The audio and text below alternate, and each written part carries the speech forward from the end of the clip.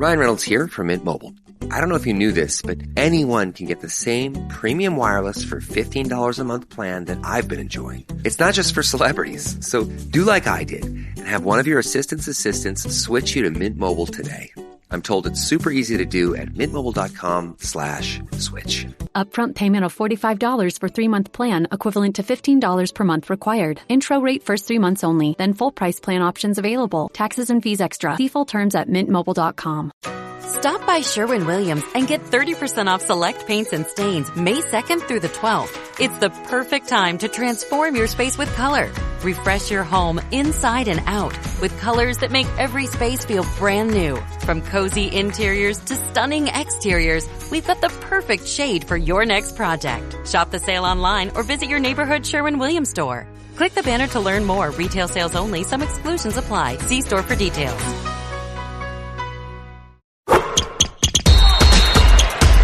From the Fifth Quarter Studio in Madison, Wisconsin, you're listening to the Coaching Youth Hoops Podcast. They're playing basketball.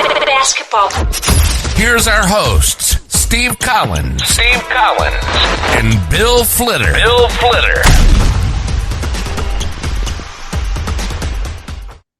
Welcome to Coaching Youth Hoops. The song Coach needed intro music that we could dance into. Yeah, we should have. Yeah. Well, I like our intro. I do like our intro. I do like our intro a lot, actually. Good attention. Yeah. Buzzer horn. Yeah, exactly. Yeah. I'm excited about this topic, Coach. Yeah, this is a hot topic. You know, we asked our coaches what their number one challenge was. And this was youth coaches and high school coaches. And the number one challenge was parents, dealing with parents, working with parents. How do you get parents on your side? So what we're going to do is we're going to do a 3-part series on this. So this week we're going to talk about how to create partnerships with your parents, kind of turning some of these challenges into being more collaborative. Next week, we're going to come back and talk about how do you deal with parents who are coaching from the stands, and then round it out at the end with how to work with parents and the expectations they have for their children. And as a 3-part series, it's like a mini series, people. It's like a mini series. Yeah, we haven't done one in a while, so you gotta wait a couple days to hear it, but it'll be really good. I think it'll be worth it, just because again, this is a hot topic that came up in our Facebook group. And if you're not there, go to Facebook and check it out, Coaching Youth Hoops. I think it's probably one of the biggest issues that we see on our Facebook group is parenting. Yeah. I mean, again, or difficulties or not. I don't like the word difficulties. I like the word, I don't know. I don't know what word I like for it, but it's definitely, I think that it's definitely the biggest discussion point probably that we have seen in the last couple of years, as far as, unless you're coaching in an orphanage. Exactly. Well, before we dig into the first one, let's give a big shout out to our sponsor, Game Changer. Game Changer. If you haven't checked it out, go to gc.com/coaching youth hoops. It is an amazing tool. If you're a youth coach, gives you the ability to record your games, show stats. It's free. Go download it at gc.com/coaching youth hoops. Check it out. Free. Let's say that again. Free. It's free. Yes. All right. So let's talk about this, Coach. What's your thoughts on the parents and the it's kind of like this dream I think coaches have, right? Which is parents are actively supporting them. You have this team environment where parents feel like they're kind of co-investors in the team, right? That your coach and parent are collaborating. They have this amazing experience, right? That's kind of the vision we always have in our head of how we want to work with parents. But as we know, that's not always the case. And as we said, it can be a point of contention, and it can derail you, and can as a coach, and can also just we're there to help the kids. And a lot of times parents don't they don't see it from our perspective, and maybe we don't see it from their perspective. And that's what we want to talk about is how do we work better with parents when these tensions arise and come up. Right. A perfect example, we one of our rec league here we did an experiment doing 3-on-3 games. And as we talked about on the show before, 3-on-3 is a great way for young people to learn the game of basketball. Right. And more touches, right? There's more time on the court for them. It's easier from a coaching perspective, right? And the X's and O's type of thing. We get so much pushback from parents that it wasn't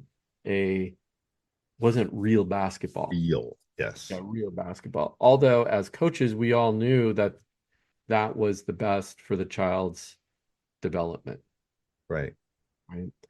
So when we talk about challenges, what do you mean by challenges? Do you mean getting yelled at? Do you mean what are the challenges that we're kind of diving into here? Yeah. So, imagine they're disagreeing with your coaching philosophy, Right. right? Or they're challenging the way you manage the game, right? So that's kind of this. And we're going to talk about other things in the next 2 episodes, but that's really more. But think about it like from the X's and O's perspective, right? There's a lot of challenges, and that's why we did it into a 3-part series. We will, right? Eventually talk about this subject for 90 minutes, right? Possibly. So, but we wanted to break it up into 3. But yeah, so I don't know. The idea or this concept of just like parents sitting in the stands and the whispers going on, or they come up to you and ask you, well, why didn't you use all your timeouts in a Right. game? Why didn't you, right? And this happens at every level of the game. And I don't no matter ask Steve Kerr. Steve Kerr. Yeah, Win the U.S. gold and you still have it happen. Yes, it happens at every level. Right. I mean, it doesn't matter that you won 3 state championships. People are still going to question things you do. And again, we have to think about it, though, from their perspective. It's their child. It's their baby, right? They want the best for that individual. Right. No, it's a protective. It's almost like an instinctual. Yeah. It's, and then so I think everyone would agree that these challenges exist, right? Correct. Yeah. That these playing times or philosophy or even how you communicate with them. But then how do we, so this is my question is how do we collaborate? How do we become a group, together? How do we collaborate better? I think that's the hard part. I think that's where people struggle. I don't think anyone disagrees that there's an issue. Right. I think everyone I think the problem is some coaches get defensive, some coaches just ignore, I think there's a wide range of reactions to the challenges, which is what causes the problem. Well, I think it's, and again, I think you'll see there's a common theme over the next 3 podcasts, and that will carry over. But I think the number one thing you can do is be clear in your communication. Yeah, I agree.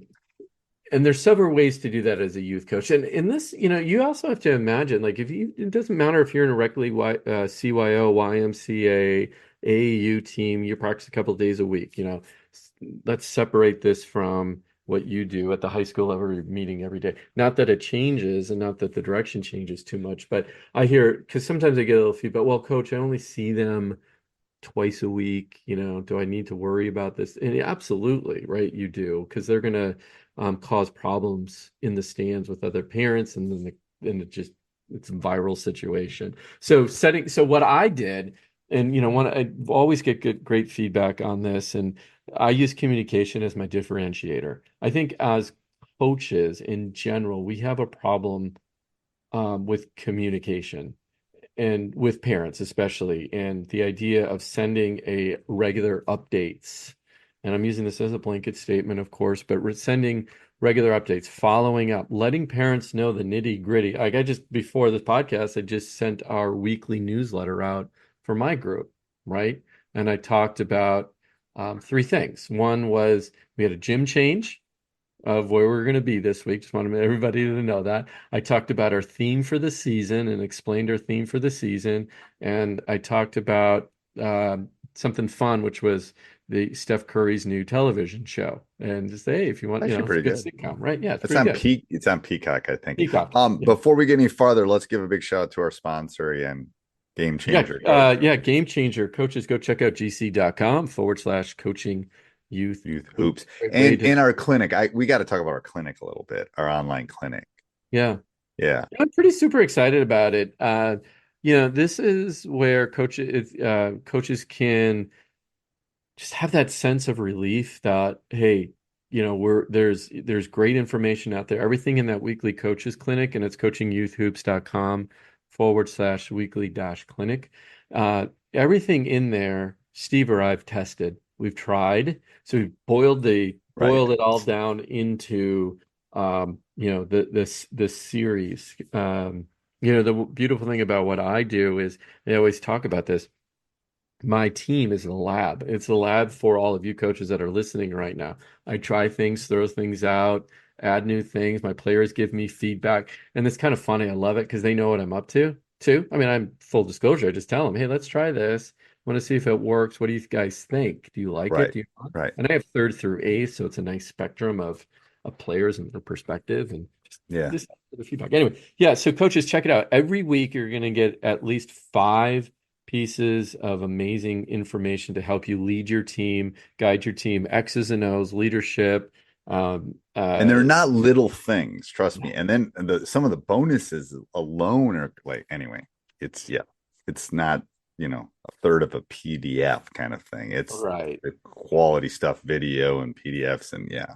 Yeah, and like we said when we created it, it's not we don't lack information, right? What we lack is organization. How do we know what works? Right. Here you can trust it works. Give them the URL one more time, Coach. Yeah, so coachingyouthhoops.com/weekly-clinic for more information. All right, so let's get back. So we talked about communication. So what else do we have for communication as far as collaboration here? Yeah, I think one of the things that I do is I don't necessarily, again, you got 2 days a week, unless it's necessary, but I have a lot of water cooler conversations, I call it, right? With parents. They're flashing into the gym. I'll spend an extra minute or so with a particular family, right? And I try to rotate that, or they're hanging around after practice. And I actually have buffer if I'm doing multiple teams. I have a buffer in between. I call the kids together. They go do their thing for 5-10 minutes. That allows me just to kind of walk the gym and talk to the parents. Let them know what's up. I talk about their individual player. And those little tiny conversations add up over time. I call them touch points. Yeah, I call them touch points. You should have a touch point with every one of your players. You need to have the same exact touch point with parents. It's just there's that, every day in my school, I try to have a touch point with all my players. It's harder with parents at the high school level because the high school kids don't really want the parents around. Right. So the touch point's harder. But I'd tell you a story. Like we had open gym the other day, and I'm walking out, and one of the parents of the twins, she rolled down her window. We had a touch point. We talked about a couple things. I was just checking on school and blah blah blah, and then to what their classes are taking, and So I think that's important. Yeah, very important actually. So individual touch point. Individual one-on-one touch points. Yeah. And the next one would be just how can you involve your parents in what you do? Keeping score, filming games, parties, so they feel like they're a part of the whole big community. Sometimes I'll give a bit of advice that I used when I was doing it is I always put the loud parent as the scorekeeper or the thing because they had to be quieter when they because the officials would say something to them if they're screaming from the scores table. So I always put one of the louder parents. Anyway, it worked. You should try it. But anyway, yeah, exactly. Yeah, and again, remember what we're trying to do is we're trying to be partners with the parents, right? And a lot of the breakdown is they don't know what's in our head and what we're up to. What's the long-term plan here? What are you doing, coach? Why are you doing it this way, right? And a lot of just lot of these little communication and touch points, as you said, can help with that, getting them involved a little bit closer, right? And again, I know a lot of coaches don't have that luxury. They say, well, I have the opposite problem. I can't get anybody to be involved, and they just drop their kids off and go. But if you are having issues, think about how you can collaborate and be a partner. And I think the last point here too is, positive reinforcement, that you appreciate the parents, you appreciate, them bringing their player on time to practice, you appreciate them picking up on time, reinforce the behavior that you want. Yeah. I think that's really key. I'm gonna throw one out, and I had this one before. It's like, yeah. And I'm not sure how to exactly word it, but I remember some of the times with my son, especially with some travel teams, it's like there have to be some boundaries. Like if you're all out at the bar, it's like they're just, this is what's kind of expected, maybe we're not going to do this. We're not going to yell from the stands, or we're not going to be drinking in front of the kids. And those are my kind of boundaries. Everyone would have different ones, but it's like, we got to model a little bit here, people. Anyway, just that's one I think that we could definitely throw out as far as a thought, at least. Well, and I think you touched on a really good point, which is you have to model the behavior you want. So for a great example, I see this all the time. You're yelling and screaming at the refs. Well, what are the parents going to do in the stands? They think that's acceptable behavior, so they start barking at the refs, right? And they get a little bit more vocal because you're more vocal, right? Yes, yeah. So just watch your behavior as well, and model what you want. And I think the biggest thing is just communication. Here's my philosophy. Here's what I believe in. Here's what I'm going to focus on. Also, we have 90 minutes to practice twice a week, right? I can't do everything. So you have your children, right? 5 other days, and they could be practicing at home. So please help me out. Right. Encourage them to practice at home. Yes. Right. And here's what you could do. Yes. I love that. All right. Let's give a summary of this, Coach, so people can kind of all the how we can collaborate between the parents and us. And I think the first thing to keep in mind is, remember, we're going from kind of challenges to collaboration. So if you change your mindset on the whole approach, yes, sometimes you just got to bite your lip and, be the better person in the situation. So change your mindset and your thinking. They're not adversaries, they're partners. Okay. One is then, set clear communications, be just, your philosophies, your team goals, get that all out there. And again, that's going to be the common theme for the next couple of weeks. Communication will clear a lot of trouble. Next one is, hold these the touch points, whatever you want to call them, 30-second touch conversations as parents are leaving, entering the gym. Talk about their child in particular, talk about their strengths, their weaknesses, something you noticed they did in practice that you really liked. Set boundaries, right? So, this is what we do. This is, good communication. This is bad communication. This is good collaboration. This is bad collaboration, right? So they know when they step over the line. Involve parents, though. Make them feel like part of the team and in a partnership. A lot of parents do want to be involved. Seek those people out. And then just positive reinforcement in your communications, in your newsletter. Again, model that behavior you want, but also recognize a parent who stepped up, who did something special, who, right,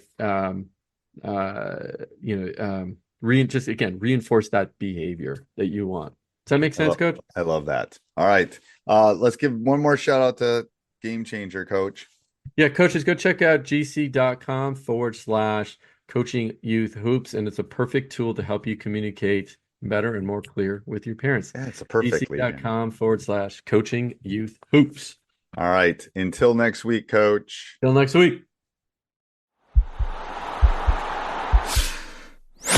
This podcast is part of the Sports Social Podcast Network.